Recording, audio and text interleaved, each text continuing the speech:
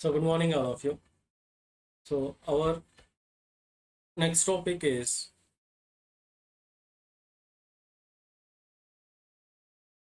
interpretation of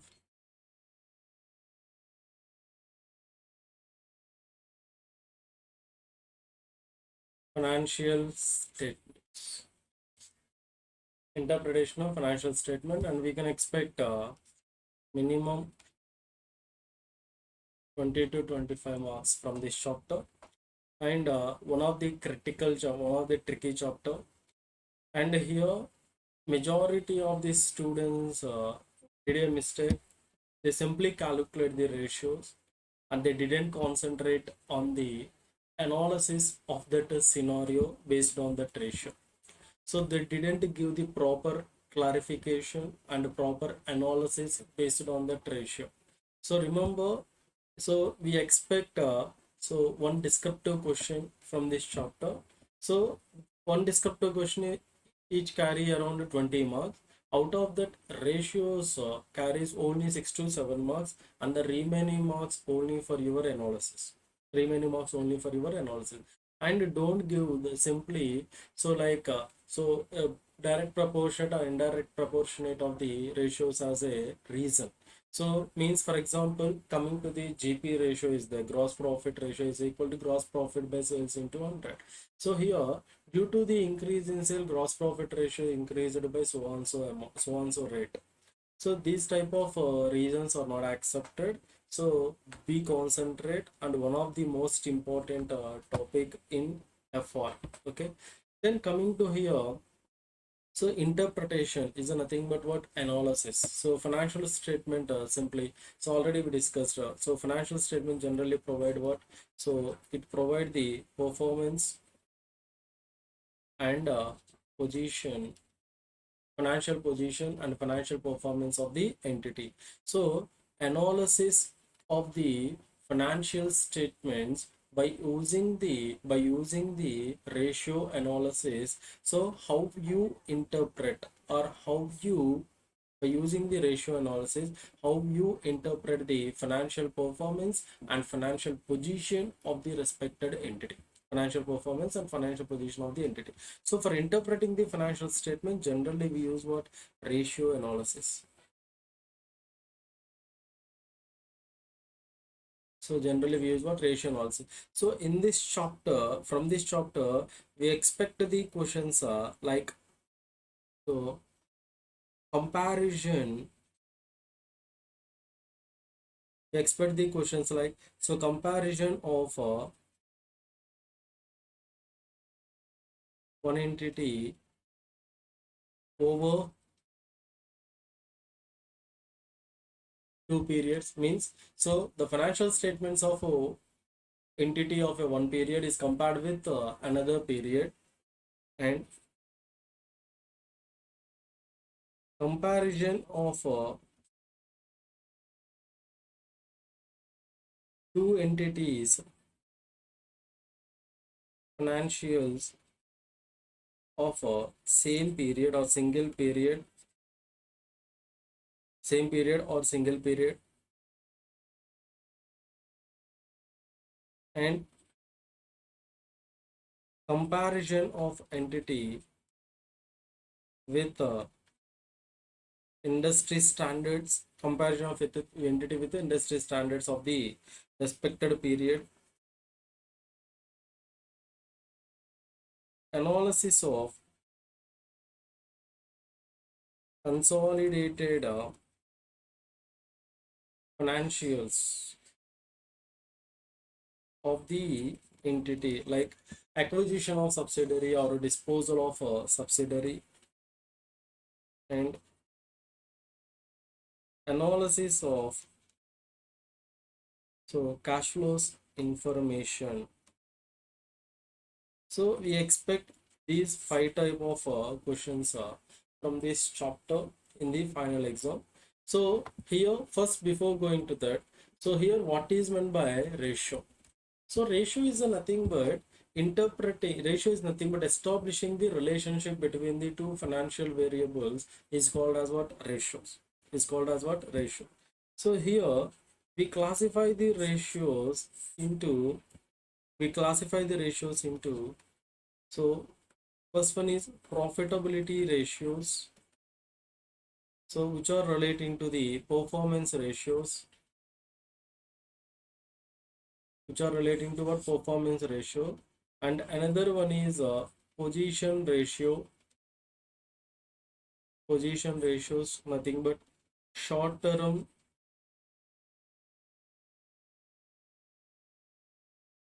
solvency ratios and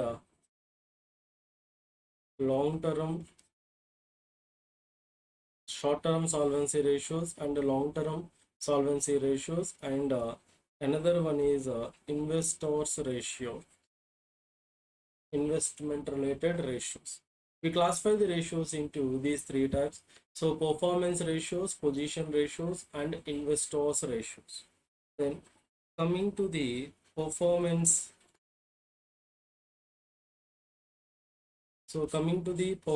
ratios, the first one is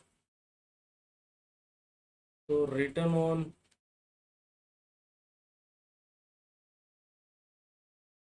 capital employed. So return on capital employed. So first of all, what is meant by return on capital employed? So return on capital employed is nothing but, so it indicates the ability of the company of utilization of the capital for generating the return. So it indicate what? Ability of the company. It indicate ability of the entity in utilization of capital employed for generating the returns. So here, so what is meant by capital employed? So here capital employed is nothing but what? So here it indicate equity plus long term liabilities, equity or long term liabilities, or it may be calculated as total assets minus current liabilities. Total assets minus current liabilities means by utilizing these sources,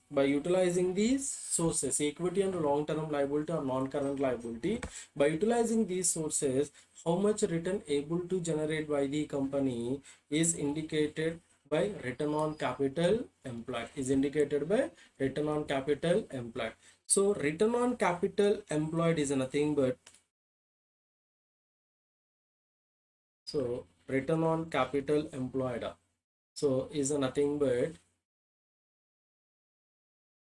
EBIT by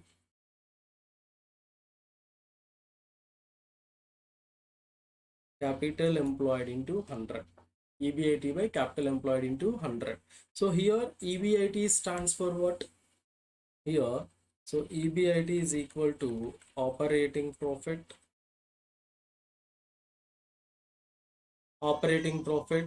and capital employed already we calculated in this way, either from the asset side or from the liability side. So we call it as equity plus long term liabilities, or total assets minus current liability.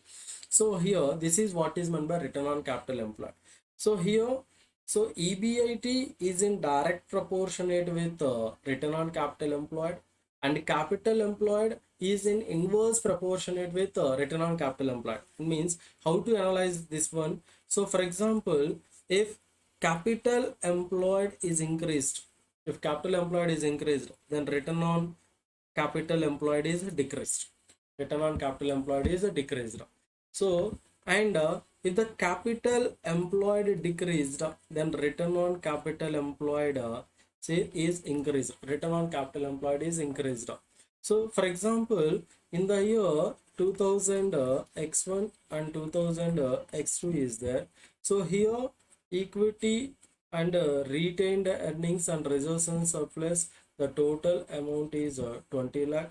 Here equity and retained earnings, along with that some revaluation surplus is added in this year.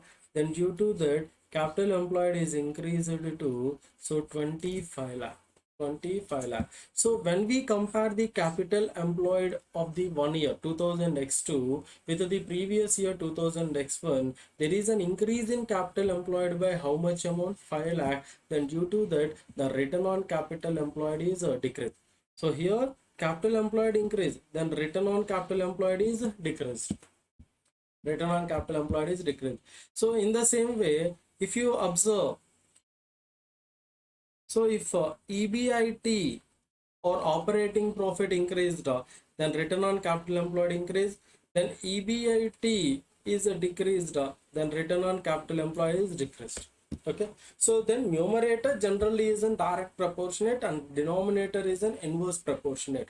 But in the exam, don't write simply the relationship between these elements, like so capital employed and return on capital employed both are in inverse proportionate, and EBIT and ROC are in direct proportionate, and based on that, so due to increase in EBIT, return on capital employed is increased by so and so percentage, and due to decrease in capital employed, return on capital employed increased by so and so percentage. These type of reasons are not accepted, and you allotted 0 marks. Okay, so you get 0 marks for that reason.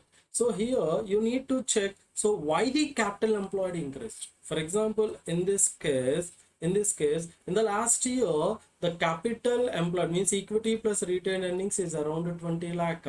But in the current year, capital employed is increased by 5 lakh. Then why the capital employed increase? Because of revaluation surplus, means some fixed assets are revalued during the year. Then due to that, capital employed is increased. For example, during the year, company took the asset on rental basis or lease basis. So in case of leasing, we need to create what? Lease liability. Due to the lease liability shown under non-current liability, then due to that capital employed increase, then return on capital employed decreased. So we have to tell the reason why the capital employed increased.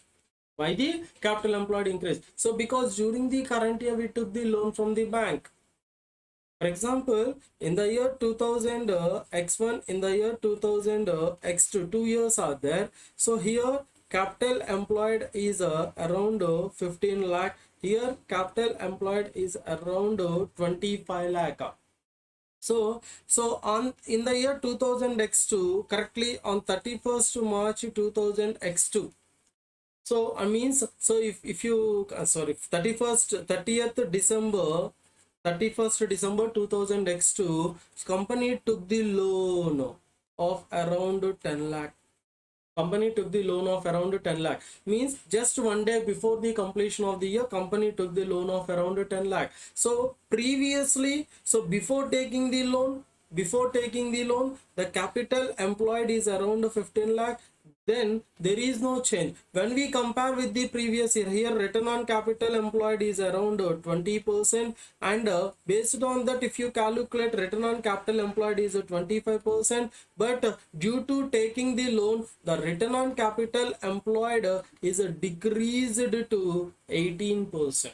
Is a decrease to 80%, because the capital employed on the last day of the financial year is increased by 10 lakh. So where that amount is not utilized in the current year, so no return is generated from that loan.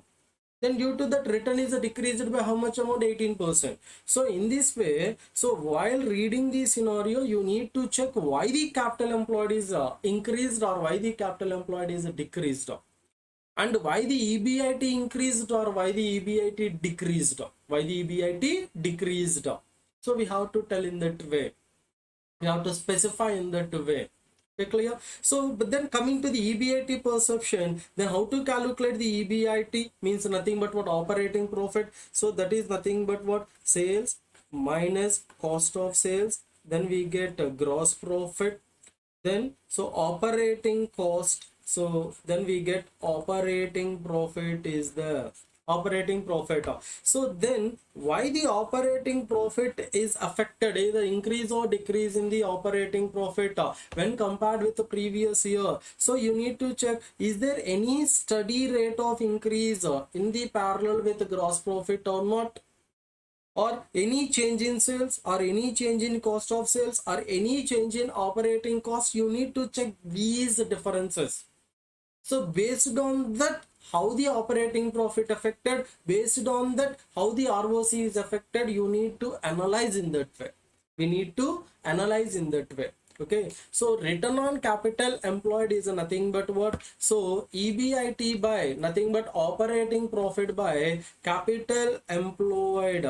So operating profit by capital employed into 100. So if the capital employed is increased, then return on capital employed decrease. If the capital employed decreased, then return on capital employed increase. If the EBIT increase, return on capital employed increase. If the EBIT decrease, return on capital employed decrease. Means, so return on capital employed is in direct proportionate with EBIT, and return on capital employed is in indirect proportionate with capital employed. Indirect proportionate with capital employed. Then what are the general reasons, some scenarios? So just we consider is a nothing but first one.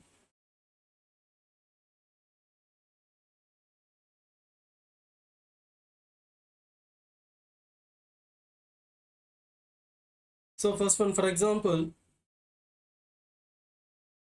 best example is leasing. So during the current year, if you took the asset on lease basis, then we need to create what? Lease liability, and which is shown under the head non-current liability. Then due to that, capital employed increase and the return on capital employed is decreased. Return on capital employed is decreased. Then second one is age of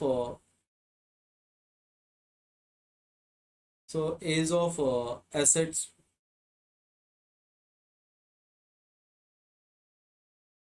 Age of assets. So as the asset become old, then carrying amount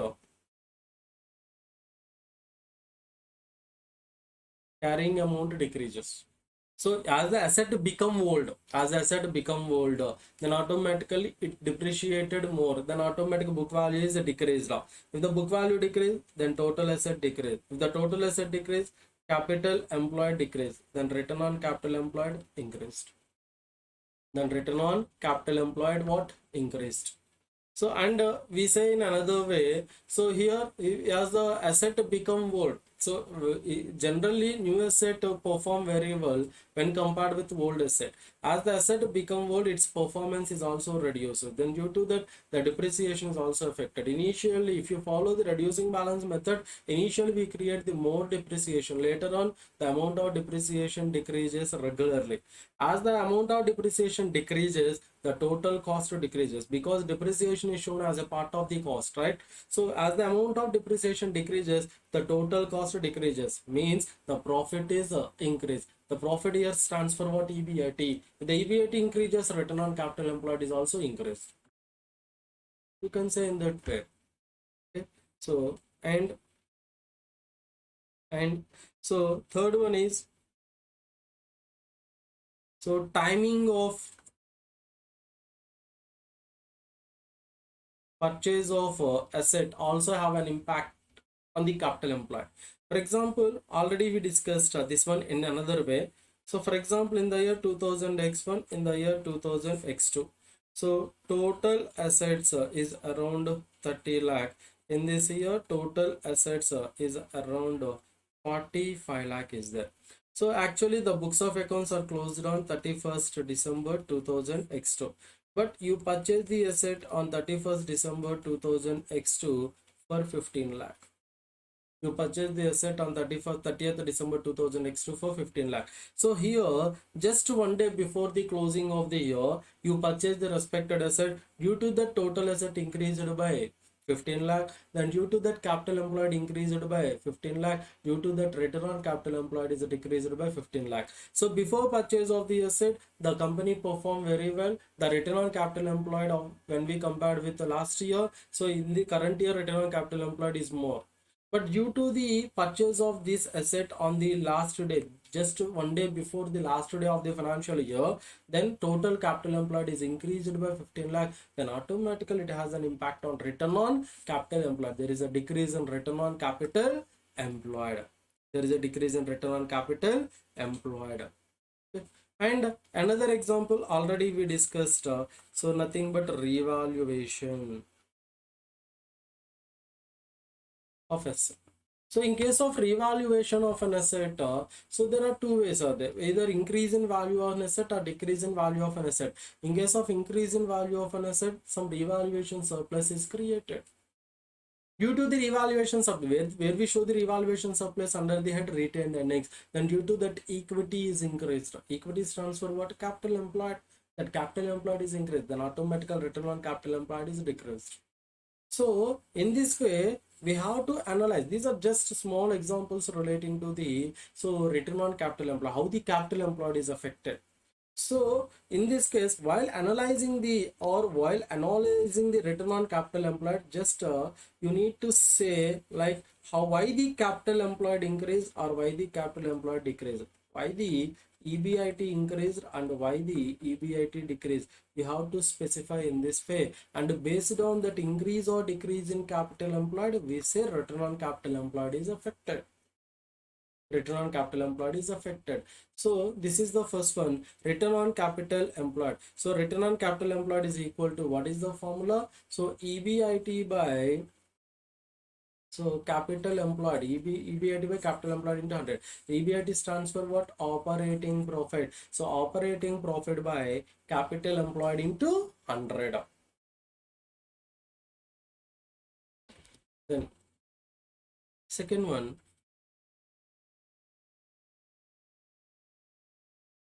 so GP ratio.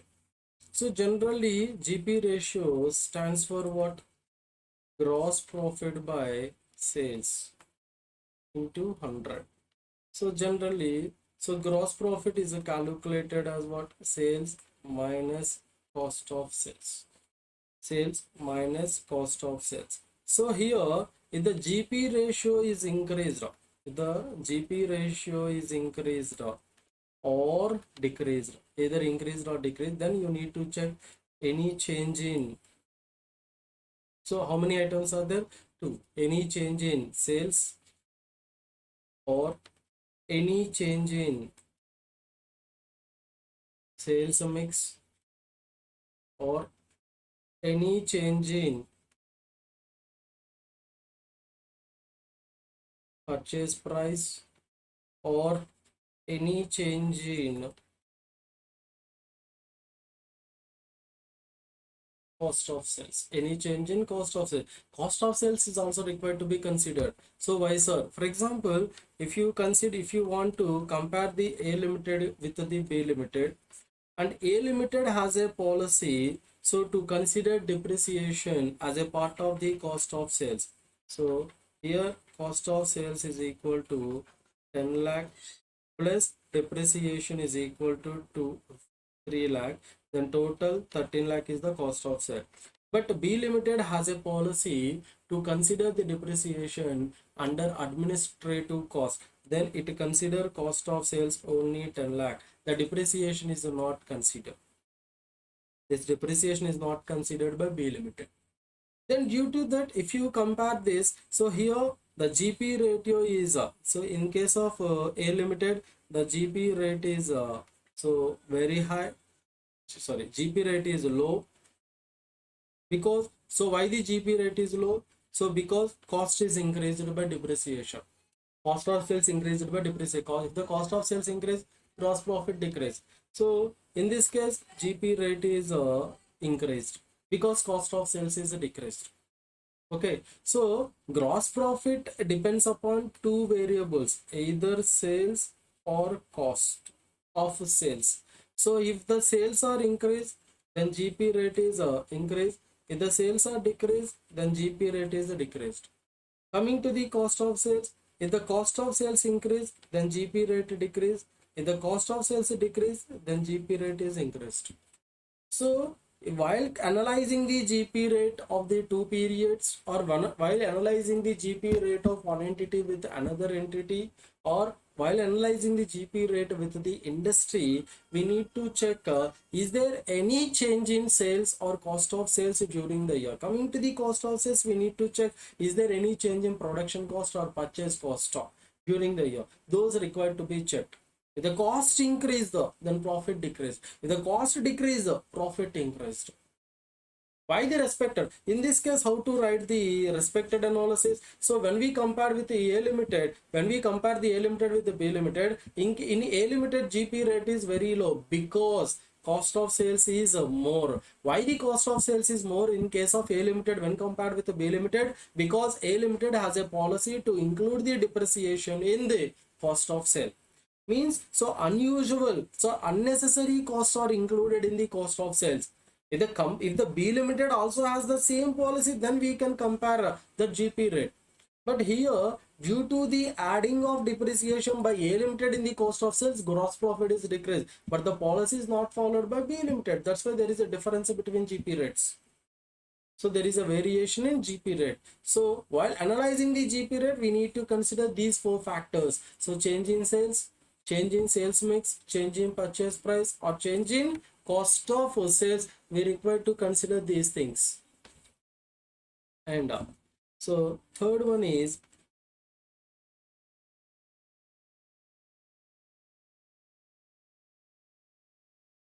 operating profit ratio. So operating profit ratio is equal to, what is the formula? So EBIT by sales into 100, nothing but what? Operating profit by sales into 100. So means, so how much it indicate the ability of the company of generating the operating profit by using the sales is provided by operating profit ratio. So in that case also, so here operating profit is calculated as what? Sales minus cost of sales minus operating cost. So here whether operating profit increased or decreased, it depends upon two factors: how the sales are affected and how the cost of sales are affected and how the operating cost is affected. If the sales increased, then operating profit ratio increased, and if the sales decreased, operating profit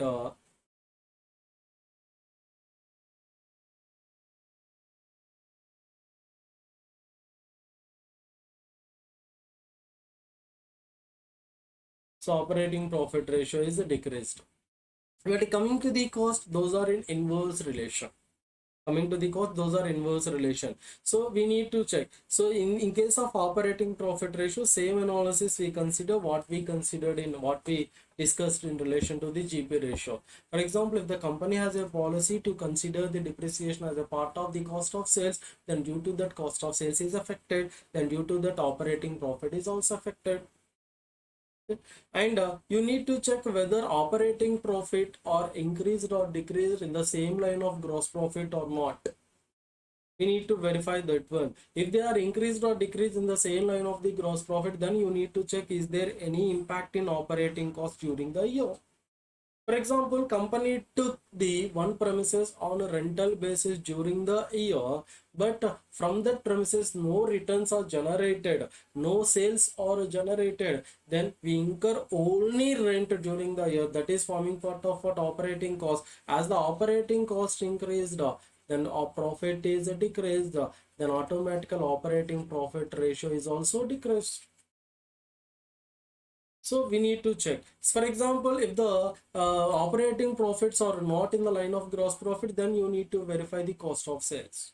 You need to verify the cost of sales. So these three factors are required to be analyzed while analyzing the operating profit ratio. How the sales are affected, how the cost of sales are affected, how the operating cost is affected, how the operating cost is affected. These three are required to be considered while analyzing the operating profit ratio. Operating profit ratio. Then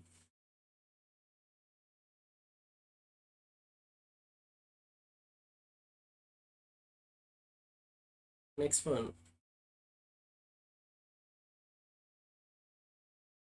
asset turnover ratio. So here asset turnover ratio, it provides, so it indicate the ability of the entity in generating the sales by using or by utilizing the assets or capital employed, or by utilizing the assets or capital employed. So asset turnover ratio is equal to, so sales by capital employed into 100. So asset turnover ratio is equal to what? Sales by capital employed into 100. So already we discussed capital employed is nothing but what? Total assets minus current liability. Total assets minus current liability or equity plus non-current liability are covered under capital employed. Capital employed. For example, if you have the asset turnover ratio of 2, if you have the asset turnover ratio of 2, then what is that meaning? If you invest 1 rupee in the capital employed, it able to generate a 2 rupee. So in the 2 rupee as a sales. So 2 times of the capital employed is generated in terms of what? Sales. So that is what is indicated by asset turnover ratio. Asset turnover ratio. So here we have to verify how, why the capital employed is increased or decreased, and why the sales are increased or decreased. And previously we discussed what return on capital employed. So how we calculate? So it is calculated as what? Operating profit. Operating profit by capital employed into 100. Operating profit by capital employed into 100. Then how can we write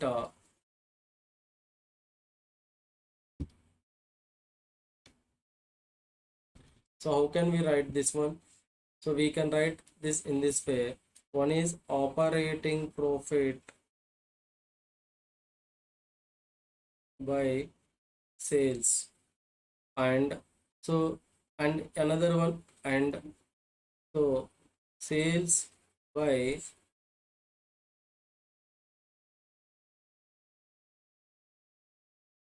capital employed. Sales by capital employed. So here operating profit by sales, sales by capital. Then automatic sales and sales are affected. And operating profit by capital employed into 100. Then this we call it as what? Operating profit ratio into, this is called as what? Asset turnover ratio. So here return on capital employed is calculated by using what? Operating profit ratio and asset turnover ratio also. The operating profit ratio into asset turnover ratio is also provided. What? Return on capital employed is also used to calculate what? Return on capital employed. Return on capital employed. So this is about what? So profitability ratios. This is about what? Profitability ratios. And some more ratios are there. So like, so return on equity. So return on equity means, so return relating to the equity is recorded as profit after tax minus preference dividend. profit after tax minus preference dividend by equity into 100. Means this indicate what earnings available to equity shareholder by equity into 100. But for calculating or for analyzing the returns relating to the equity, there are another techniques are there which are provided in investor ratios. That's why generally return on equity is not considered. So generally we consider return on capital employed for analysis of the returns relating to the capital. So this is the one. So relating to the profitability ratios, first one relating to profitability ratios. Then second one is position ratios. So here position is nothing but what financial position. Financial position. So financial position means either short term it is provided by short term solvency or long term solvency. Short term solvency ratios are called as a liquidity ratio. So there are number of liquidity ratios are there, like current ratio, and first one is what current ratio, and another one is what quick ratio, and we also call it as what acid test, and we also call it as what acid test ratio, and another one is working capital ratio, working capital ratios, and we also use so current assets holding period, like inventory holding period, debtors collection period, and creditors payable period, etc. So those are all we considered here in case of liquidity ratios or short-term solvency ratio. Short-term solvency ratio. Coming to the long-term solvency ratio, generally we use what gearing ratios. So gearing ratio means these are generally relating to what capital structure ratio. The proportionate of the one capital or one long-term source in the overall capital employed is provided by long-term solvency ratios. So best example is gearing ratios, and another one is coverage ratios, like interest coverage ratio, interest coverage ratio. So these are all considered in case of long-term solvency ratio. Then I will explain one by one here. So the first one is current ratio. So generally current ratio is equal to what is the formula? Current assets by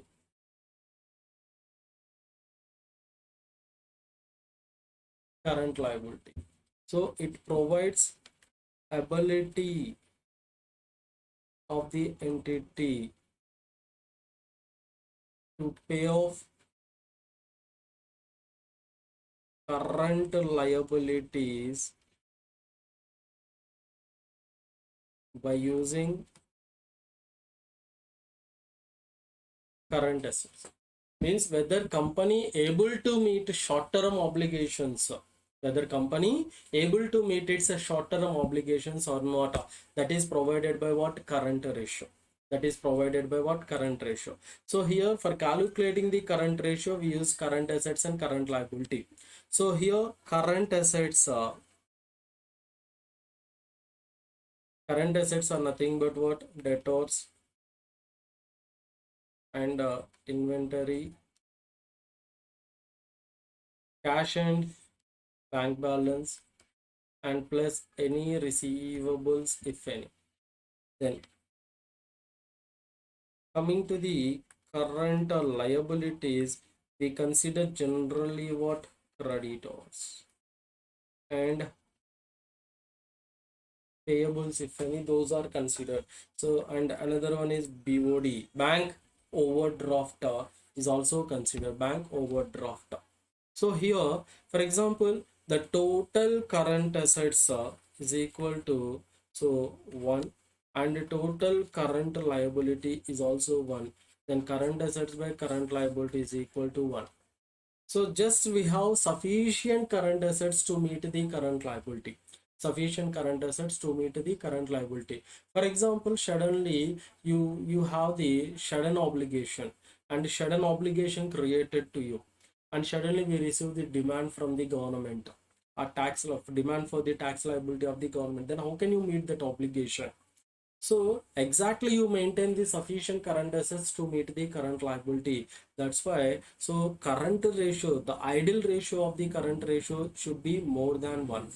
Should be more than 1. So we have to maintain minimum current assets. Simply excess current assets are required to be maintained to meet the current obligation or any immediate obligations created to the company. And one more thing is, while calculating the current assets, we use some items like inventory. So inventory is not readily realizable into the cash. For example, if you have the raw material, then for converting the raw material into the cash, first you have to release into the process of production. From that, it converted into the finished good. Then from that, we have to sell. Then only we can realize into the cash. So in case of manufacturing entity, for realizing the inventory into the cash, it will take some period. It will take some period. Means ready cash is not available for converting the inventory into the cash. So that type of problems arise in relation to the while calculating the current ratio. Is that all current assets are readily available in cash or not, are immediately realizable into the cash or not? But in some cases, yes. In some cases, yes. For example, supermarkets are there. In case of supermarket, so inventory holding period is very low because those are all small shelf life products. So when they came and immediately those are purchased by the customer, those are sold by the seller. And so large stock or large quantity of the stock is not maintained by the party, not maintained by the party. So I am talking about the manufacturing industry. So then while converting the raw material into the cash, it will take some period. So that's why some problems are arised while calculating the liquidity position of the entity by using the current ratio. By using the what? Current ratio. So current ratio is equal to what? Current assets by current liability. So generally the ideal ratio of the current ratio is equal to 2 is to 1. Ideal ratio. In some cases, we may consider 1.5 is to 1 also. So 1.5, at least you maintain 50% more. At least you maintain 50% more. So it indicates what? Ability of the entity to pay off current liability by using the current assets. By using the current assets. Then second one is acid test ratio. And we also call it as what? Quick ratio.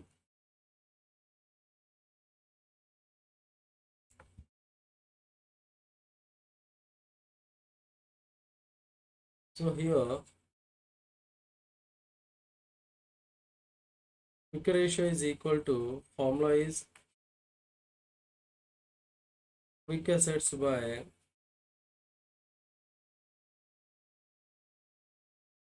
current liabilities. Quick assets by current liability. Here quick assets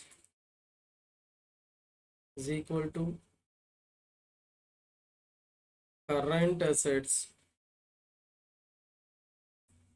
minus inventory. Why the inventory decreases? So because some cases already we discussed that inventory is not immediately realizable into the cash. So for realizing the inventory into the cash, it will take some period. That's why just we ignored as a part of the current asset. We consider then the remaining part is treated as what? Quick assets. Remaining part is calculated as what? Quick assets. So quick assets ratio, quick ratio is equal to, what is the formula? Quick assets by current liability. So what is meant by quick ratio? For meeting the immediate obligation, how much current assets we have? Immediate current assets we have. So clearly stated, immediate current assets we have for payment of the short term obligations or immediate obligations created to the company. So then we can analyze here. So for example, if the current assets increased, then current ratio increase, If the current assets decreased, then current ratio decreased. If the current liability increased, then current ratio decreased. If the current liability decreased, then current ratio is increased. Okay, so this is the way. For example, if the current assets increased, in case of current assets, two elements are there: quick assets and inventory. So if the inventory increased, then current ratio increased, but quick ratio decreased. Because inventory is reduced from the what current asset, then quick assets are decreased, then automatically quick ratio is affected. So while analyzing the quick ratio, we have to check, so why the quick assets are current liability, or why the current assets are current liability are affected. So what are the changes in those items? Based on that, we analyze these ratios. Based on that, we analyze these ratios. Okay, then the third one is,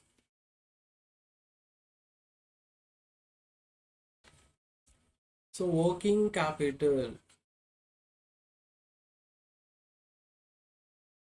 So what is meant by working capital? Working capital is equal to what? Current assets minus current liability. Means excess of current assets we have after meeting the current liability, or after meeting the short-term obligation, is called as what? Working capital. Then we have one concept, so working capital cycle or operating cycle. We also call it as what? Operating cycle. Operating cycle is indicate what? The period taking for converting the cash into the cash is called as operating cycle. The period considered for converting the cash into the cash. For example, first we have the cash, and that cash used to purchase the raw material, and that raw material released into the process, and they're converted as work in progress, and those are released into the the total production completed and released in the form of finished good. If the goods are sold for cash, then those are converted into the cash. If the goods are sold for credit, then those are converted in the form of what? Debtors. And again from the debtor, it converted into the cash. Okay. Then the time period required to convert the cash into the cash is called as what? Operating cycle. Is called as what? Operating cycle. So here operating cycle is calculated as, so raw material holding period plus work in progress conversion period, so plus, so finished good holding period plus debtors collection period, and the last one minus creditors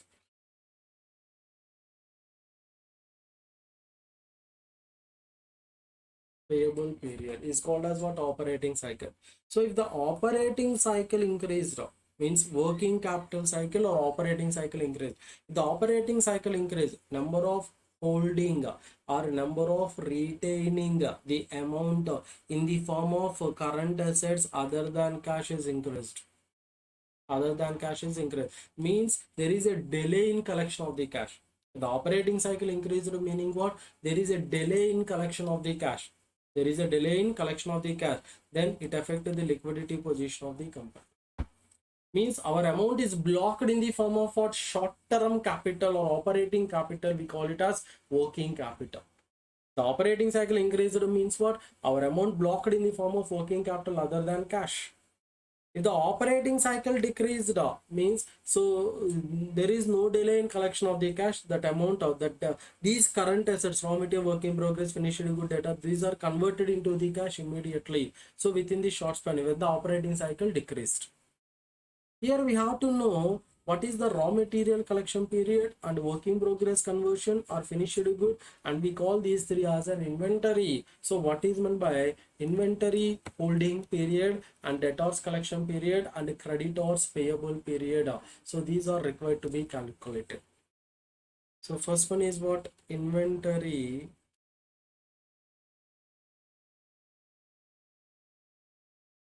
inventory holding period.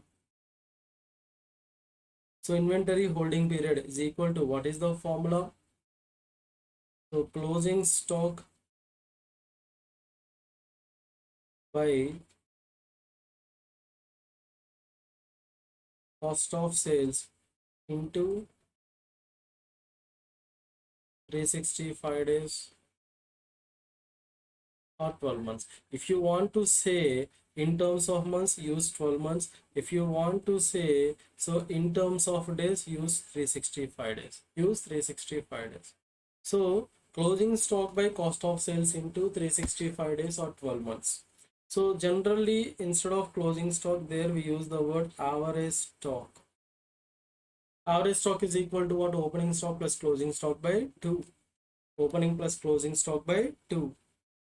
So if the inventory holding period increased, if the inventory holding period increased, so then so then inventory holding period increased, that means what?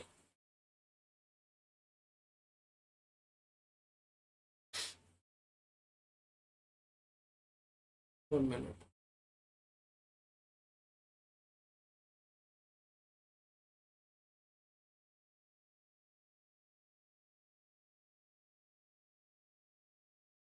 So if the inventory holding period increased means, so that means so inventory not released into the market.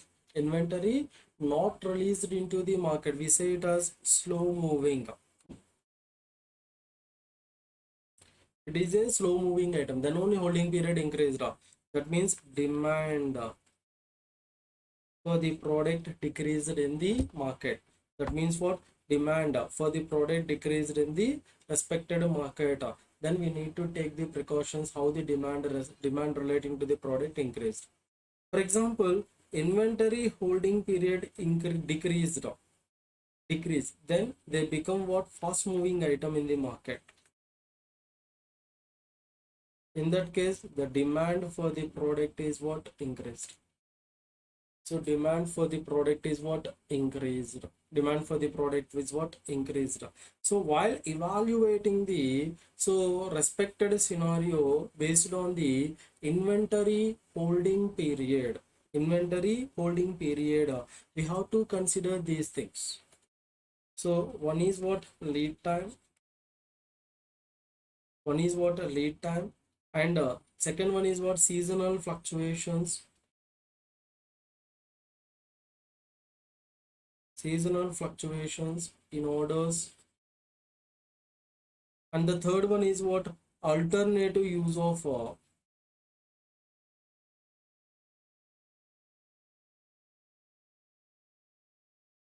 stored goods or holded goods. And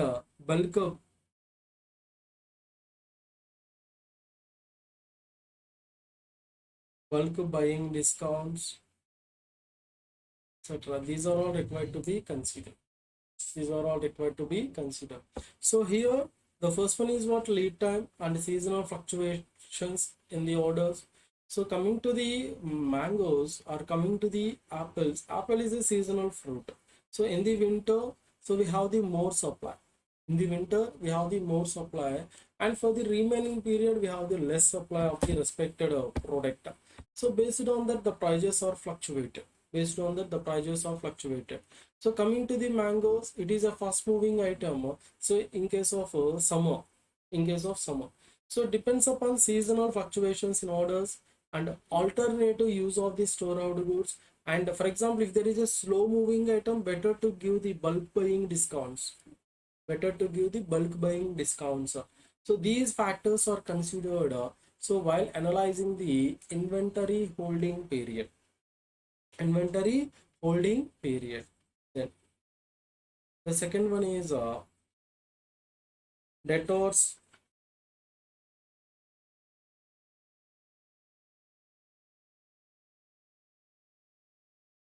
Debtors collection period is equal to what?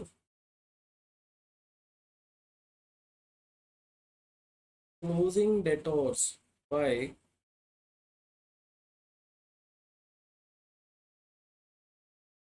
credit sales into 365 days or 12 months. Closing debtors by credit sales into 365 days or 12 months.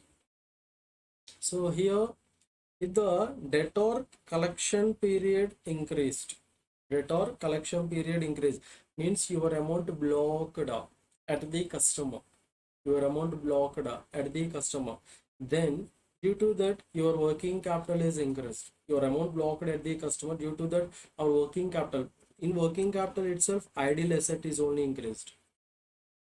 Then if you need the amount immediately, then you need to take the borrowing because you don't have any cash.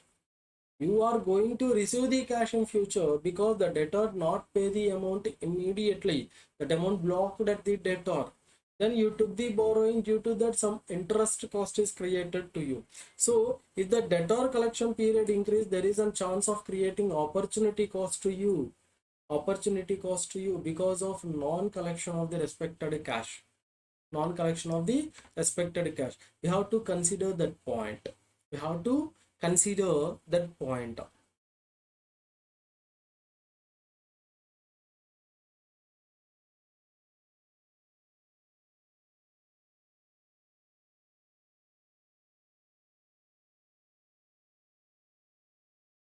Okay, so if the debtor collection period increased, it indicate what? Debtor collection period is increased, it indicate what? This is the poor credit policy followed by the management. So better to review that credit policy, better to review that credit policy. Then the next one is